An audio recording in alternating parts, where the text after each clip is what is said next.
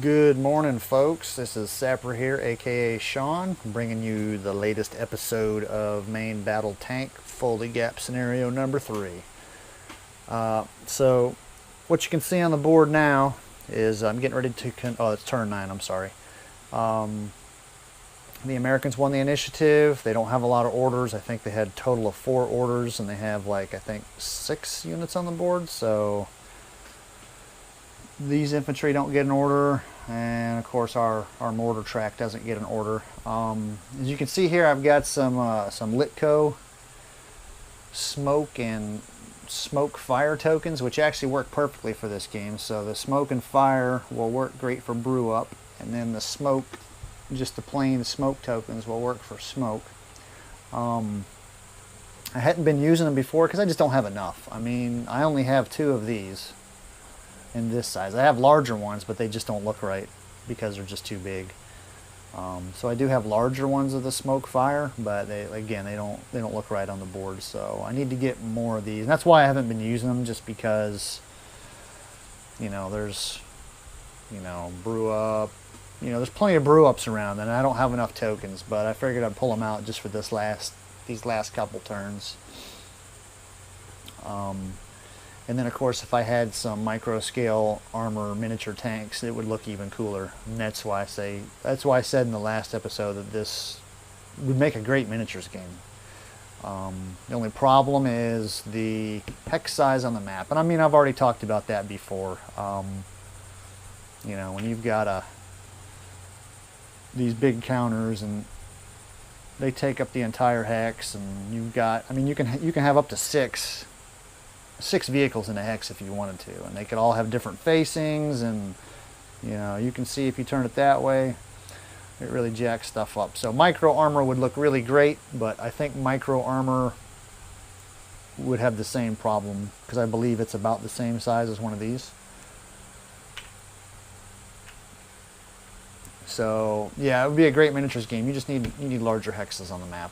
So GMT, make bigger maps, or maps with larger hexes. So anyway, I kind of sidetracked myself, but so Eagle fired at this T-80 right here and missed, which was unfortunate. And I'm getting ready to, Dog's getting ready to fire with his Bradley. He's got these are the artillery guns, the 3 mechanized artillery pieces that he's getting ready to shoot at. So I've already figured it out, the calculation, 84% chance, so it should be pretty good. Now this is the difference between a Bradley and like a tank, right? Bradley has a rapid fire main gun.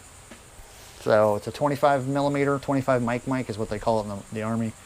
So it's a 25 mic gun, and it's rapid fire. So what we do here is we go over to the rapid fire table, and we need an 84% chance. So we look right here, which lines up with this line. So if we roll the dice and we get between 1 and 13, we'll get 4 shots, or we'll get 4 hits.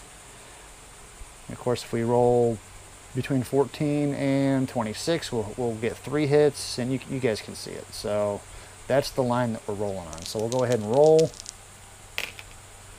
So look at that, 87. So you know what? The Americas have been plagued by crappy rolling for most of the game. So why should this one be any different? We had a chance to take out all 3 of these guns right here, and it didn't happen.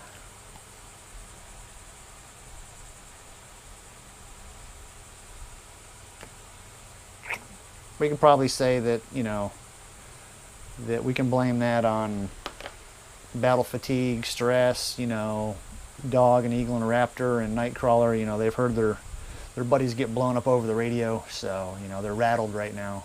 We can blame it on that. So I'll go ahead and conduct all the other stuff. I wanted to do that rapid fire shot, and I was hoping for a success so I could kind of demonstrate how that works, but it didn't happen. But I'll finish up all the combat, and then I'll get back with y'all. Alrighty, so I don't quite remember, my memory's terrible, I don't quite remember what happened or where I left off. So Eagle shot at this T-80, missed. Dog fired at this group of artillery pieces and missed.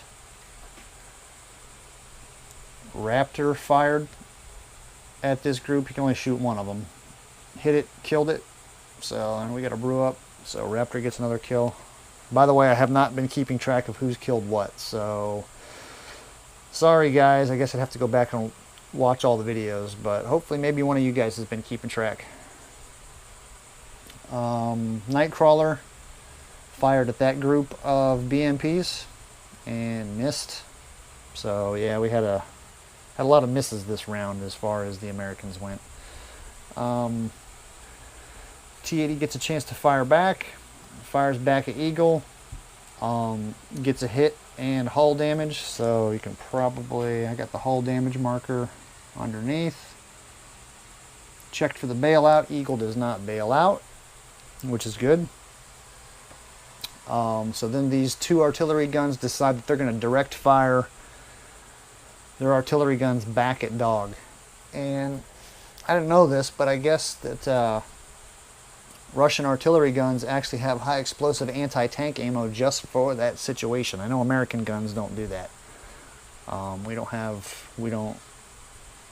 It's not really our policy to direct fire artillery guns. They can do that, but that's usually the oh shit factor. Damn, they're right there in front of us, let's shoot them. You know, it's kind of one of those things. So our American artillery does not have high explosive anti-tank rounds.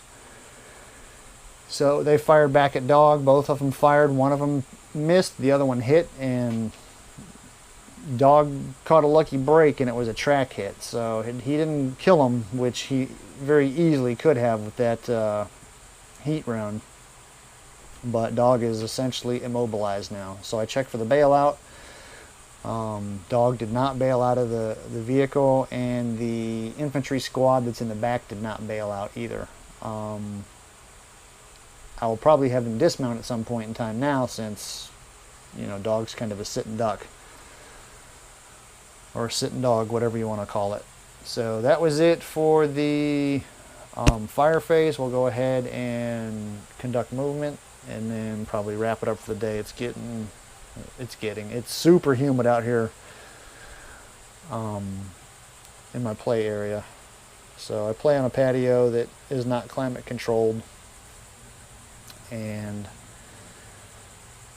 Florida in the summertime, you got to do all your stuff like early in the morning or late in the evening if you're doing outside stuff, because the humidity is just awful. So people that do landscaping and roofing and construction, my hat's off to you, man. You guys are putting in hard work, and it's under crazy conditions. Anyway, enough of that. Let me get the movement done, and then I'll be back. Alright, so the movement phase has been conducted. So we had this T-80 bolted over here, crossed the bridge, exited the map. So we move him over to the exit stack. That's good points for the Russians. Our ground radar vehicle exited the map. We had these BMPs which were up on the hill, moved to here, front facing that way, because Eagle's still up there. And then this dismount squad, he's going to have to hoof it all the way off the map because his BMP was blown up. So you can only fit one squad of guys in a BMP, which is realistic and not realistic, because I can tell you from experience, you can cram a lot of dudes in the back of a freaking combat vehicle when it's time to freaking go home, or in this case, duck out of combat. You could squeeze everybody in there if you have to. It might be freaking packed to the ceiling, but where there's a will, there's a way. And if it means getting to safety, they will freaking cram inside there and be like sardines. But rules is rules, right? So moving along, so this BMP, or this platoon of BMPs that was up here, they went ahead and moved down here. I kind of debated whether or not to go up here, but I figured that probably wouldn't be a wise choice. Let's go down here where they have some cover and stuff that they can hide behind. So all these dismounts, they just move forward 2, and then you can see this. this. Let me see here. You can see this nice line right here. So those are our BTRs with our combat engineers inside that safely made it off the map. God bless the engineers, baby, even the Russian ones. Oh, and by the way, that reminds me of, let me show you my favorite part of this entire rule book. So let me find it right. Look at that, Sapper, Combat Engineer. Oh, this is the best part of the entire book. I had to highlight that, underline it, freaking arrows with stars and everything point to that. I love this part of the book. So, you know, all the bad stuff that, I ever said about this game, which isn't really a whole lot. I'm going to take it back just for that part of the book. So that definitely gets my stamp of approval. Like that counts for anything. But anyway, so movement's done. That's turn 9. What I think I'm going to do is I'm going to tally up victory points at this point in time and kind of see where everything stands and see if it really makes a difference if we continue on. Let's see, I don't remember. So the required margin of victory is, it looks like 365. It says 365/390. I have to figure out what the difference is. But I'll go ahead and do that and see if there's really any point in continuing on. So I'll be back.